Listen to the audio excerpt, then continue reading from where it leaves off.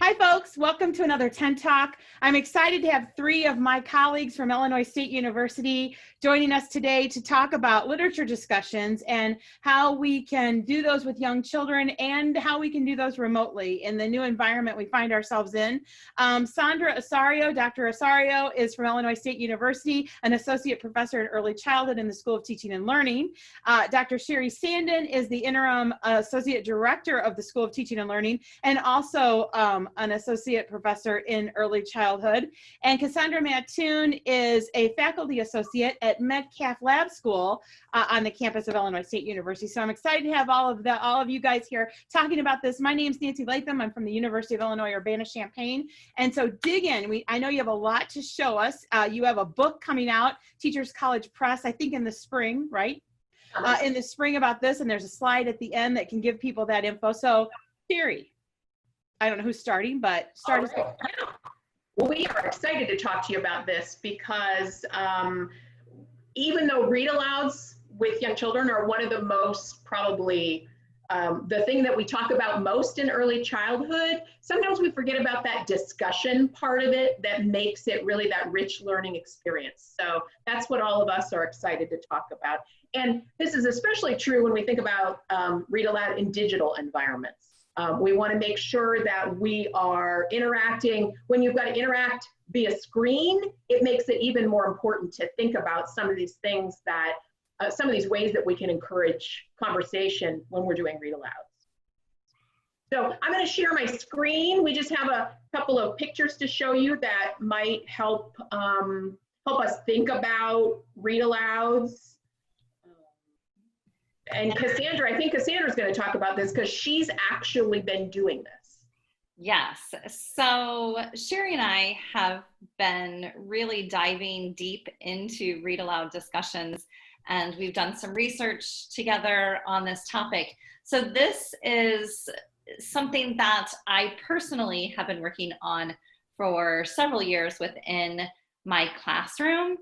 And I wanted to really have these rich discussions and try and improve my practice within that. And then along came alternative learning, digital learning, remote learning, whatever terms we're using. And it, for a second, was like a halt, right? Like I no longer know what I'm doing as a teacher and really needed to very quickly figure out what we were doing as educators and how to bring what we do in the classroom alive online. And so when I was thinking about read alouds, you know, it was this, do I read with the children through Zoom at the same time? And what will that look like? And then how will we have these discussions and keep it going? Or do I use more of a flipped approach and have record ahead of time, have them watch them, and then we discuss afterwards? And really, through some trial and error, both methods I figured out can be used, and I did use them throughout that alternative learning time. Well, I mean, we were excited to say that you don't have to completely relearn what you know as a teacher when you think about reading aloud with your students. When you're doing it in a digital environment, you don't have to completely relearn it. You're using a lot of those same principles that are important for, and when you're face to face with them in read alouds and having these rich discussions with them, you want to do the same thing in an online environment. One of the most important things that we think about is these open-ended questions, open-ended prompts. So as you're reading, thinking about saying things like, tell me more about that, or what are you thinking about, or can you connect to that? Is that something that's familiar to you? I was wondering about that too. What do you see? So thinking about illustrations too. Yeah, and that was one thing at first. I was like, this isn't working. In fact, I feel like I've gone backwards. We've 2A's children silent. I read, okay, story over. And that was unsettling. And then I really had to take that approach, like Sherry said, and what are those great things that I do and how can I bring them into this setting?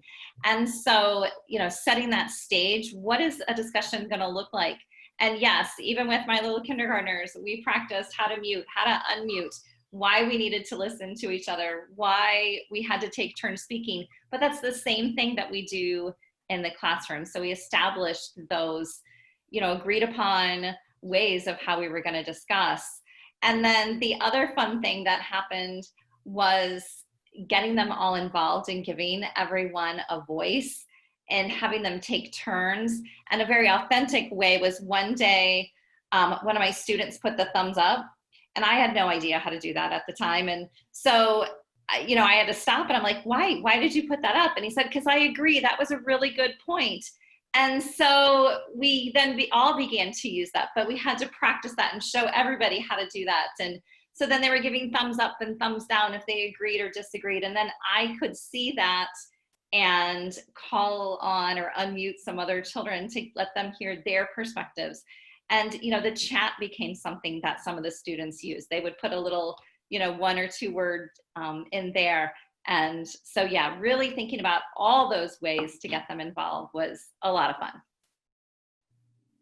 And then we know how important it is to make, just as we do when they're sitting in front of us, balancing teacher-led discussions and student-led discussions. So making sure they had a chance to talk about what was important, what was in their hearts and what was in their minds, and not just us and here's what we plan to talk about with the book. Yeah, and I love even in the remote environment where we're showing them there are multiple ways for them to communicate. Because I know we're all missing, it's hard when we're not face to face all the time, but this does open the door to some other, things where I can give a thought in the moment when I have it. Because it's completely appropriate to put something in the chat while somebody's talking. Mm-hmm. We're in a group discussion, you're supposed to wait your turn. And we all know a 5-year-old has about a 30-second capacity to remember their thought. I mean, they just do. And so I think that's kind of interesting to start teaching them those different ways they can communicate their thought in the moment. I like that too. Interesting. Yeah. And then one of the first steps about having these discussions, of course, is book choice, right? Making a decision on what book you're going to share with students, having books that honor their background, language, their interest, going back to that, balancing the student and teacher. Teacher might pick a book because it aligns to some standard, but then you also have to pick books because it's really interesting to students and their interest. Illustrations that draw them in, inspire interaction and discussion, various genres, fiction versus nonfiction, making sure you have a variety, and then having books that support children's connections to themselves and the world. So this is really step 1 in the discussion. In the book, we go a lot deeper into what other things you have to do in order to have that discussion. But of course, book choice is the first step. Yeah, and so many good resources out there right now for book choice, for books, audios, for books being read by the author, for videos of the book, there's and growing every day, right? It seems like to me, yeah. Absolutely, and that's one of the things that we wanted to point out. Now that we're used to gathering our resources in our classroom environment, but that's a little bit different in an online environment. What are the resources that we can access to make all kinds of books available, even if they're not available in a child's home? What can we do? So we found one of the great resources that we found is public libraries. You can download children's books at public libraries to your phone or your tablet, and then you and the children maybe have the same book. Lots of authors, lots of publishers have gotten on board with this e-learning endeavor that we've been kind of pushed into, and they've put lots of free resources on their website. So that's something else that we can pull in, send those links to parents, or pull them up when we're reading with our children, face to face. Lots of books in multiple languages, multiple genres.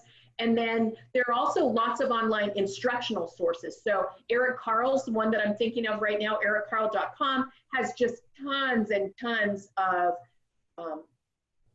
coloring pages and activities and all videos and all kinds of things. Jen Brett has some, many online resources. And then we just wanted to quickly share a lot of things that are popping up now is virtual libraries. And so this is where teachers are creating, either like on Google Slides, just their own library that make them interactive. And so you'll see in the moment when it comes up. So all these portraits of the book covers are clickable. And so they either link you to like a read aloud of somebody reading the book, a teacher reading the book, or you can link it to the actual book so students read. And so it's just about giving students choice. You see here in the sample, multiple languages, recognizing the linguistic repertoire of your students. And so having variety that meets their needs. You can do thematically. There's a lot of opportunities with this.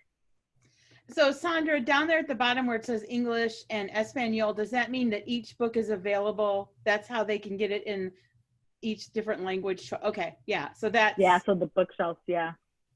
Yeah, that is all in Spanish. Mm-hmm. That's amazing. And I'm trying to remember, is this a bit? Is it a, what's this called? Where they create these classrooms?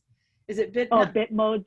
Bitmoji is what you're thinking that you can put yourself on there. Yep. Yeah, but you evidently, now see, I thought you had to put yourself on here, but evidently you don't. You could just create the library or the room. You can set up however you want. There's video tutorials all over the web that explain to you exactly how to do it, and what you can put, you know, sky's the limit on whatever you want to do in your classroom virtually.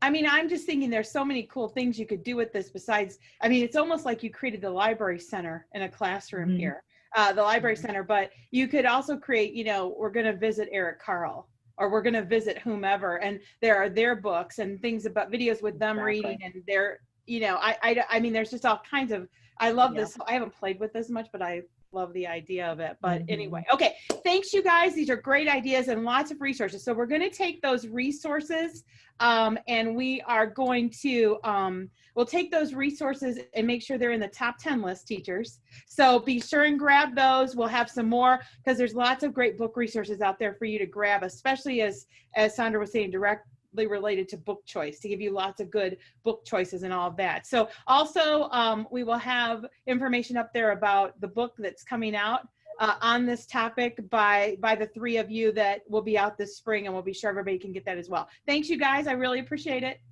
Thanks. Thank you.